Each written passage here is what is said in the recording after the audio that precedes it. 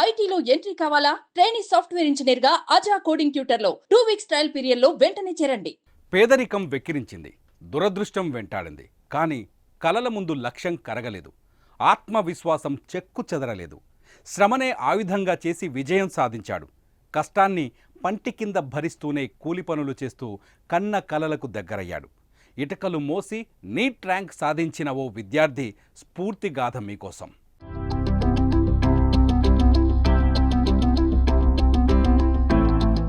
పేదరికం చదువుకు అడ్డు కాకూడదు. పేదరికాన్ని అధిగమించి విజయాలు సాధించిన ఎందరో మహానుభావులు ఇప్పుడు ఉన్నత స్థానాల్లో ఉన్నారు.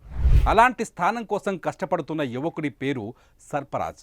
పశ్చిమ బెంగాల్కు చెందిన 21 ఏళ్ల సర్ఫరాజ్ నీట్ యూజీ పరీక్షలో 720 మార్కులకు గాను 667 స్కోర్ సాధించి మెరిశాడు.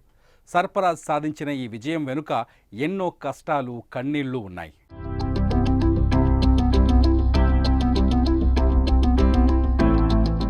అందరి విద్యార్థుల్లా సర్ఫరాజ్ ఏసీ గదుల్లో చదవలేదు. లక్షల్లో ఫీజులు చెల్లించి కోచింగ్ సెంటర్లకు వెళ్ళలేదు. ఇటకలు మోసి కూలి పనులు చేసుకుంటూ యూట్యూబ్ సాయంతో నీట్ ఫలితాల్లో విజయాన్ని అందుకున్నాడు.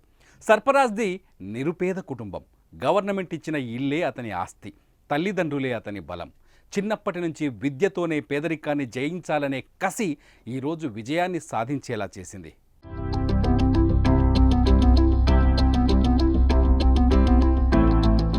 చిన్న వయసులోనే పెద్ద కలలను కనేవాడు. ఎన్డీఏలో చేరాలనే అతని మొదటి కల 10వ తరగతిలో ప్రారంభమైంది. కానీ ఆర్థిక కష్టాలు వెంటాడాయి.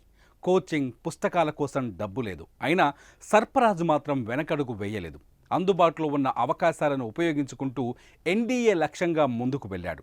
పరీక్ష కోసం ప్రిపరేషన్ వీడియోలను చూడటానికి తన ఉపాధ్యాయుడు ఫోన్ తీసుకొని సాధన చేశాడు. మొదటి దశను క్లియర్ చేశాడు. ఇంటర్వ్యూకు 1 నెల ముందు జరిగిన ప్రమాదం చివరి దశకు వెళ్లకుండా చేసింది.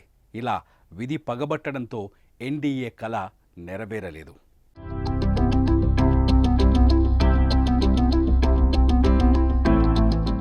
ఇంటర్లో చేరి డాక్టర్ అవ్వాలనే లక్ష్యాన్ని ఎంచుకున్నాడు సర్ఫరాజ్. కానీ మళ్ళీ అవే ఆర్థిక కష్టాలు, కన్నీళ్లు, ఇబ్బందులు.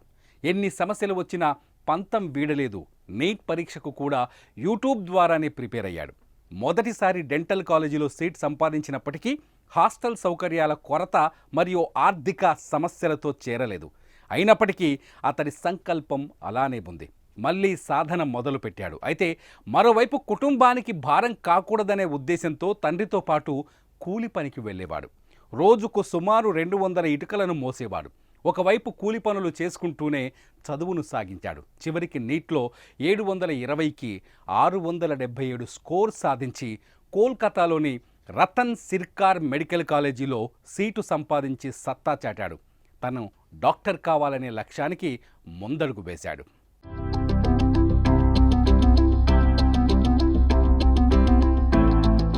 ఫిజిక్స్ వాలా వ్యవస్థాపకుడు అలక్ పాండే ఈ విద్యార్థి విజయాన్ని లోకానికి పరిచయం చేశాడు. అతని ఇంటర్వ్యూలో తన గాథను చెప్పుకున్నాడు సర్ఫరాజ్. ఏదేమైనా కృషి, పట్టుదల ఉంటే ఏదైనా సాధించవచ్చని ఏనాడో మహానుభావులు చెప్పారు.